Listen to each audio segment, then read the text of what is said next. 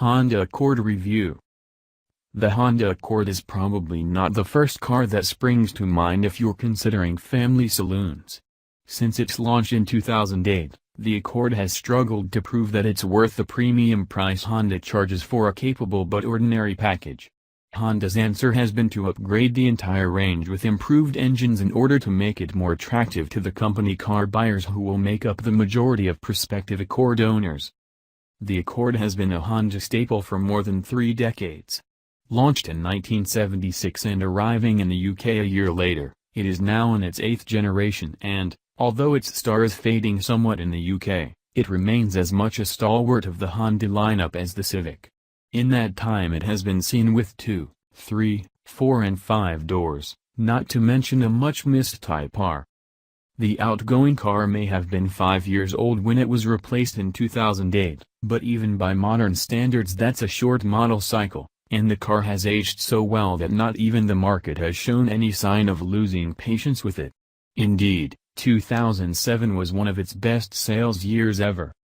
But replaced it was, not with the subtly facelifted model that its maker could so easily have got away with but, with typical Honda thoroughness, an entirely new car. As seems the way of all flesh these days, it's bigger in almost every significant dimension, although the old car was an inconsequential 5 mm taller. It's heavier, too, although model for model the weight gain has been restricted to a few dozen kilos. As before, there are 2.0-liter and 2.4-liter petrol engines, which have been mildly modified, but most sales will head in the direction of the 2.2-liter diesel. It's superficially similar to the outgoing oil burner but, Honda's engineers assure us, has received such comprehensive attention that it deserves to be thought of as new. There's again an estate version this time around. This latest Honda Accord may be all new, but the philosophy behind it is anything but. Its design is determinedly evolutionary, a fact that is testament to the clarity of the vision for the outgoing generation of Accord. Whether it has been successful in this regard is down to personal choice. But for what it's worth, while we admire the fact that the Accord looks more grown-up and expensive, we also lament slightly and subjectively that a lot of the cleanness of the original has been lost. In 2011, the Accord range was given new headlights, a new sportier grille, reprofiled cooling ducts and fog lights and a new bumper at the front, while the rear also received a new bumper, a new finish for the lights and chrome trim above the number plate for saloon models. New 17-inch alloy wheels were offered on S and S GT models, while 3 new colors, alabaster silver, graphite luster metallic and Celestrio blue pearl, were added to the options list. As before, the Accord comes in 2 shapes, this saloon and an estate, still called Tourer, but no longer will they sit on 2 different wheelbases. Although this means that the Tourer no longer looks like a flying coffin, you can also expect its carrying capacity to be somewhat abbreviated. Under the skin, the Accord could not hope for a more pucka specification, with double wishbone front suspension and a multi-link rear end ensuring a vice-like control over both axles.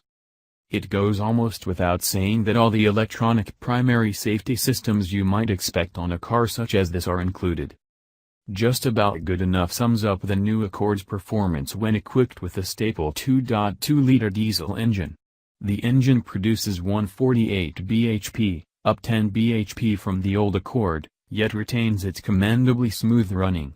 And although overall weight has risen, it's not by enough to blow a big hole in what was already fairly leisurely acceleration.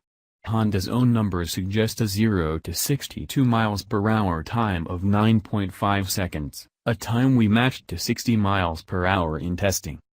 Of more importance is the quietness of the engine at a steady cruise and the fact that it has the nicest transmission in the class, even taking the German quality brands into account.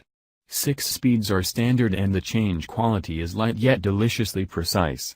Refinement levels are exceptional for this class of car, with wind, road and engine noise kept to a bare minimum. In the ranks of modern diesels, the more powerful 177 bhp version of the 2.2-liter 4-pot is much more commendable. Its 280 pounds-foot torque maximum is on offer between 2,000 and 2,750 revolutions per minute, although there is a decent spread of grunt throughout the rev range. The well-judged gear ratios, combined with that fantastic shift quality, ensure swift progress can always be maintained, not something that can always be said about a lower-powered model. Ask the diesel flagship for all it's got and it will carry you to 62 miles per hour in 8.8 seconds and to a top speed of 136 miles per hour. In the ranks of modern diesels, the more powerful 177 bhp version of the 2.2-liter 4-pot is much more commendable, with a good spread of torque. The base 154 bhp 2.0-liter petrol Accord feels surprisingly sluggish.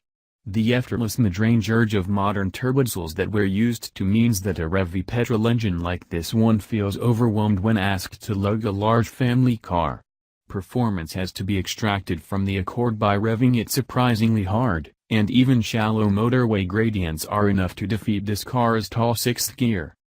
The range-topping Accord, the model that middle managers countrywide should surely aspire to own if the outfit's premium brand ambitions are to be taken seriously, has a noisy 198 bhp 2.4-liter 4-pot, which drives the front wheels through a 5-speed automatic gearbox that is often slow to kick down and guilty of transmission slip.